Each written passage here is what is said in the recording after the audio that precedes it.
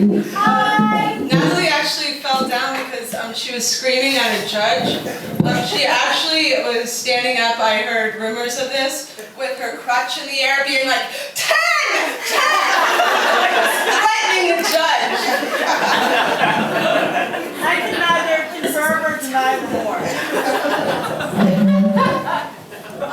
This is such a happy looking mic or microphone.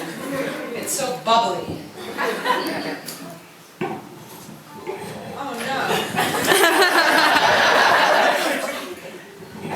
What the hell? There's another knob in front. Does anybody have a little piece of tape I could put? Oh. Nick, the sound guy.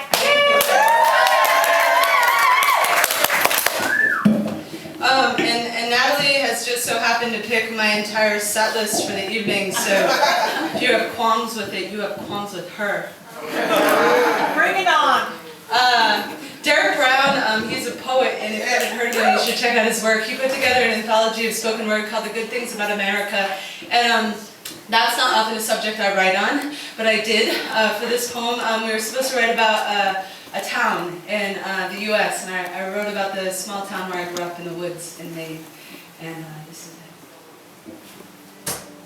I'm going to be giving you cues on the music. So for example, that right now is just a little bit too soft for me. Maybe a little bit. Okay, now you can rewind it. I'm sorry. That's good. They'll be able to hear that in the back. We were chubby-faced school kids, Snicker bar windpipe, crab apple pirates, backward baseball-capped, knee-scraped snow angels, Dukes of Hazzard dreamers, bumper car-bodied salamander catchers, Michael Jordan believers. I couldn't fly, but my hang time was 3 minutes and 10 seconds. Smart kids were stupid. Books were trees cut down. I was a tomboy in love with Malcolm Cushion. He had a birthmark in the shape of Canada on his left cheek. The teachers didn't trust him. His mother was the accidental broken tooth in a bar fight. I had one black friend. Her name was Erica. She had a jackknife. She carved a gash into the center of her palm, another into mine, pressed our hands together and asked if I thought it would turn her blood white. I couldn't read her fear or hope. I thought history was over. I cried during the national anthem. Once I found a butterfly's wing on the sidewalk. I wanted to keep it, but I didn't. I knew there were things I should never find beautiful, like death and girls. On Saturdays, I walked around town with a wheelbarrow, collecting aluminum cans. On Sundays, my father paid me a penny for every cigarette butt I'd pick up in the driveway. I was picking up cigarette butts when Tommy Chambers punched my tooth out. I spit on his bike seat and beat the crap out of his older brother. I started writing songs, recorded them on my ghetto blaster, and mailed the tapes to the local radio station, but they never played them because they never had good taste. My mother did. She was a secretary. Her fingernails were red, and she loved my father, who after the war became a mailman. So when I was a baby, my mother would carry me to the post office and weigh me on the postal scales. Once, years later, I got lost in the mail. The next day I came home from college and corrected my father's grammar. When I was 10, my mother had another daughter. I heard babies sometimes die in their sleep, so at night, when my parents went to bed, I put on my Karate Kid kimono and sneaked into her room to guard her heartbeat.